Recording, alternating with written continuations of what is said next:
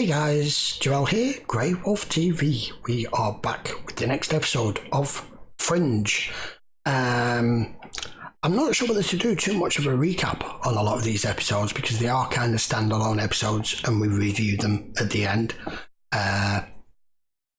So all I'll do is react to little bits that seem to be a continuation of the storyline.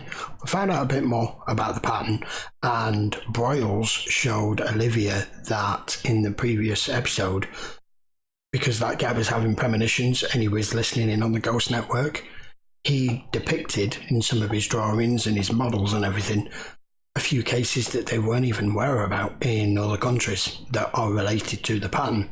So I want to know more and more about it as soon as possible. So we'll leave it at that for now and we'll just get straight on with it. This is Fringe Season 1, Episode 4. Let's go. He's not even looking while he's writing.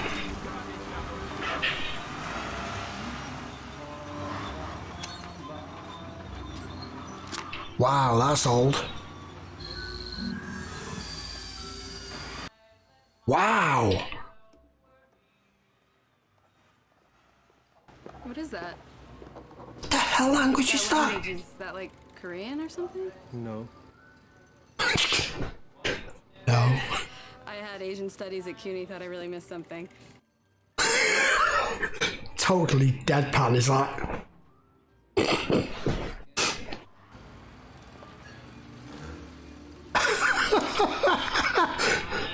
That's a full bottle of pepper and hot pepper sauce.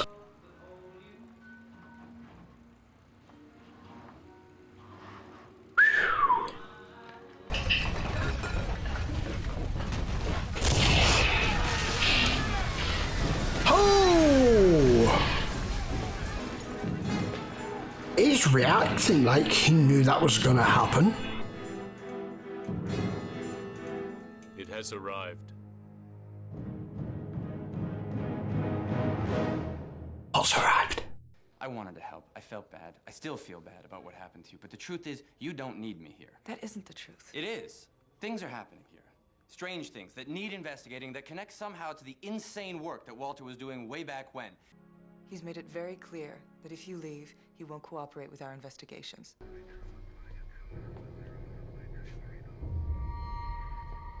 Oh, what the hell's that? Looks like a torpedo. We're here. We don't know. It just fell from the sky. It came from underground. Sonic vibrations. At 2 megahertz and then again at 4. This thing is vibrating. Dr. Bishop, do you have an idea what this may be? An idea, yes. Do you feel like sharing?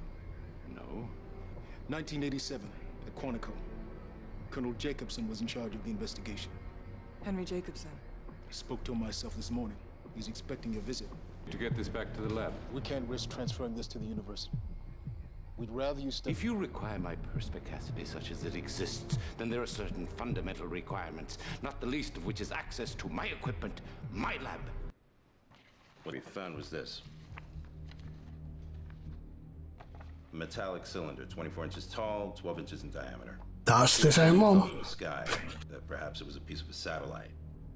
It was vibrating. At 2 megahertz. Then again at 4. Holy crap! What the hell did you just hit him with? What the hell's going on? Where is it?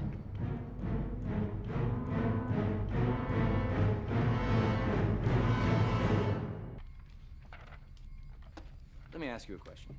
If I tried reverse psychology, like if I just said to you right now, Walter, don't tell me what that is, would that work? The cylinder could be any number of things, none of which I am prepared to discuss. Great. Well, I am glad I stuck around for this. Look.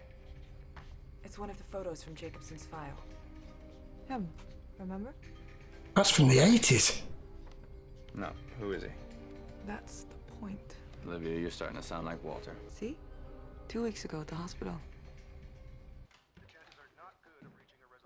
These episodes are more way out than the X-Files ever were. Can I help you? Look, he was there. Look at this. Less than 2 weeks ago at the hospital in Quincy. It's the same guy, and he looks the same. And he was there with us. Come with me. Took us a year to spot him. Wow. You did it in 3 weeks. We've recorded him at over 36 scenes, all of which relate to the pattern. How? Oh. Why? What is he doing? What it looks like he's doing? Observing. Which is why we refer to him as the Observer. Hello? There's been an attack, Peter. The team at the warehouse is dead. What? Who did it? I don't know, but we're moving that thing to a secure facility. Why do you say this? Someone comfort. Why would you ask that? Have they? Yes. Need something very important. What? Aluminum foil. Why? Trust me. No, thank you. Damn it! Must you always be such a smartass? I need aluminum foil right now to shield the frequencies of the cylinder. Your life depends on it. All our lives depend on it. Go now!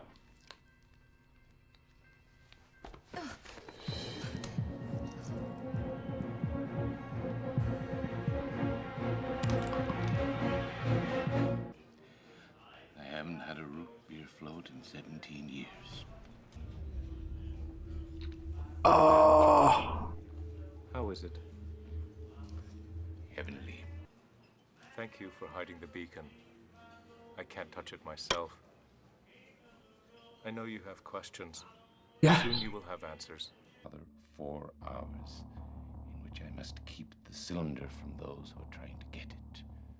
A theory I have discussed with my friend who agrees with me. Quite nice, albeit extremely bald. No eyebrows either. It's disturbing, but you get accustomed to it. You don't work for Big Eddie, do you? Look, I think you got the wrong guy.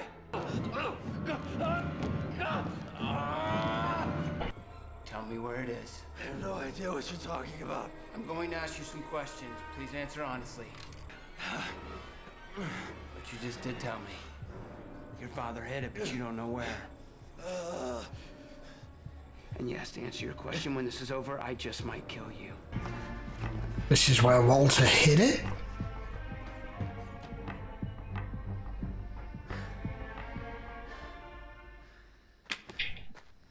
Oops. Olivia, over here.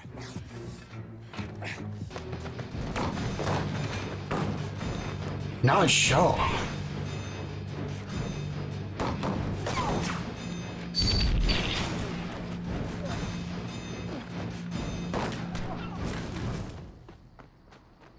Another nice shot.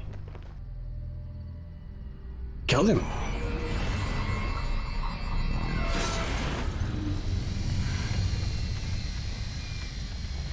He's gone back underground.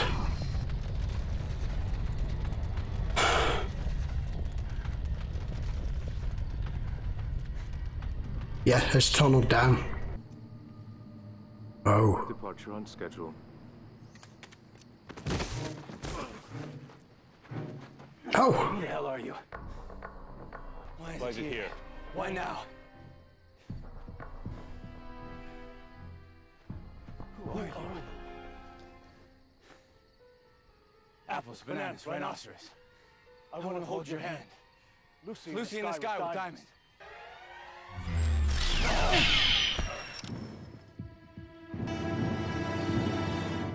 That was a strange sound for a gun as well.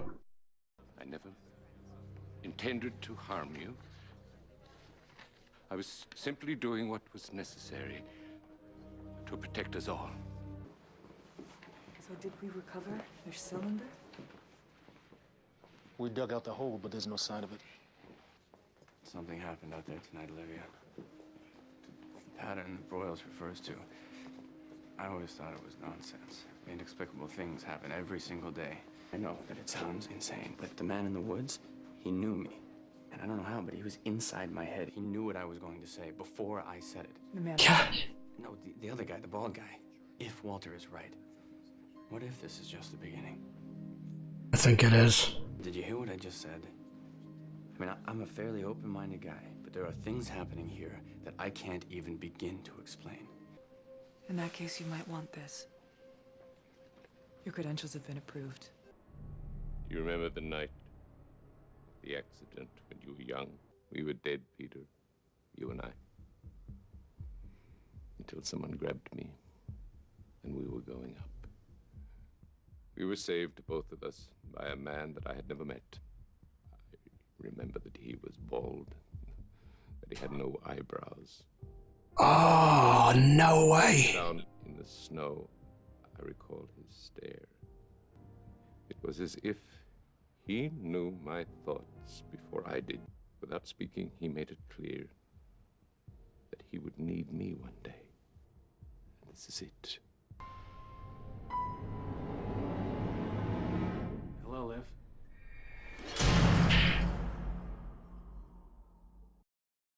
Okay. I have got literally 1,000 questions and damn few answers. We'll start with the end, as always. How can John Scott be there? He's dead. I know Nina and Massive Dynamic currently have his body, but he's dead. She's seen things? Anyway, that's that little snippet.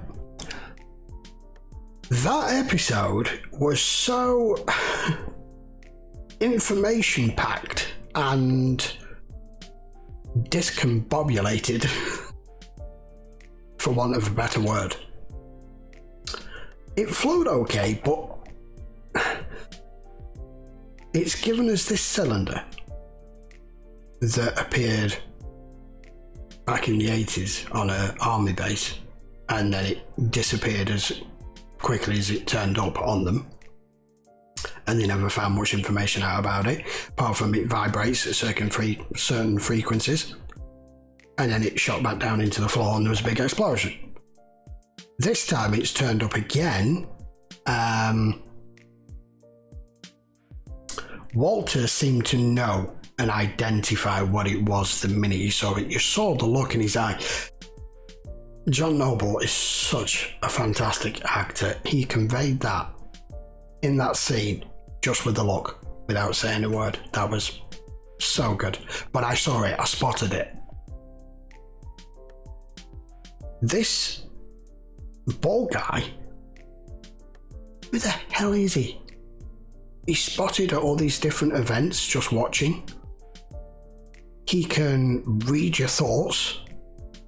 He's got a weird gun as well as the other guy who's got a weird gun, who can also read your thoughts but does it a different way with the machine and sticking them things up your nose, which is gross. And now Walter's just informed us that the bald guy is the one who was there way back when Peter was little and they had an accident in the car. And he saved them.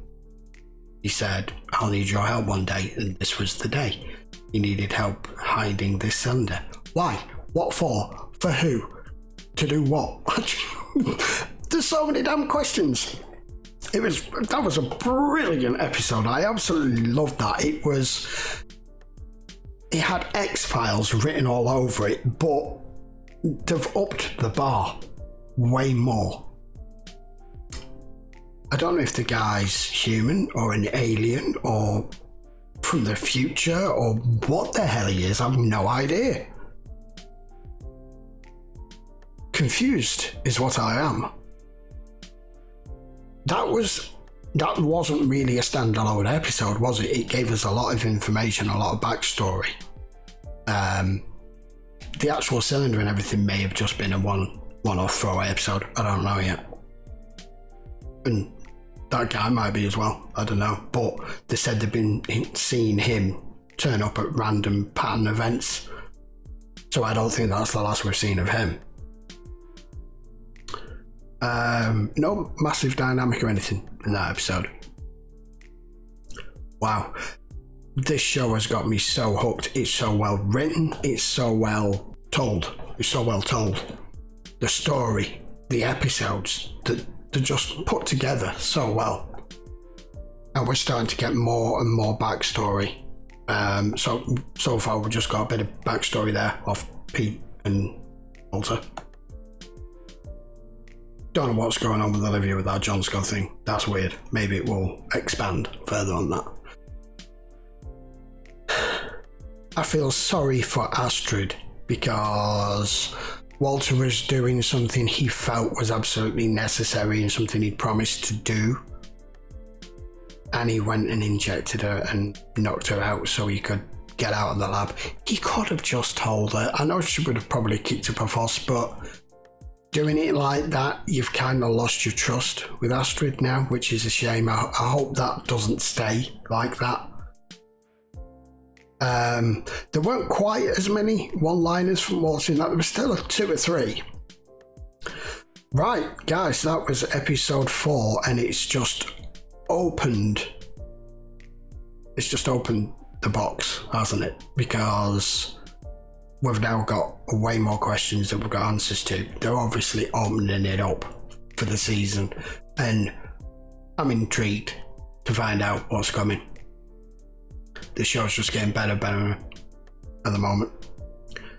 Right, I will be back with, that was episode 4. I'll be back with episode 5 later in the week, because we do this twice a week. Full reaction will be available as always over my Patreon. If you want to watch that, go over and watch on the Patreon. The link is in the description as always, and there are tier discounts on there for everyone at the moment. Also started a new series of Orphan Black on Patreon. That's not available on YouTube, so if you want to watch that, it's over on there. And that's my little shameless plug for the episode. Right, okay guys, I'm going to leave it there. I will be back with episode 5 very soon. Until then, like, share and subscribe, and I will see you all very soon. Take care.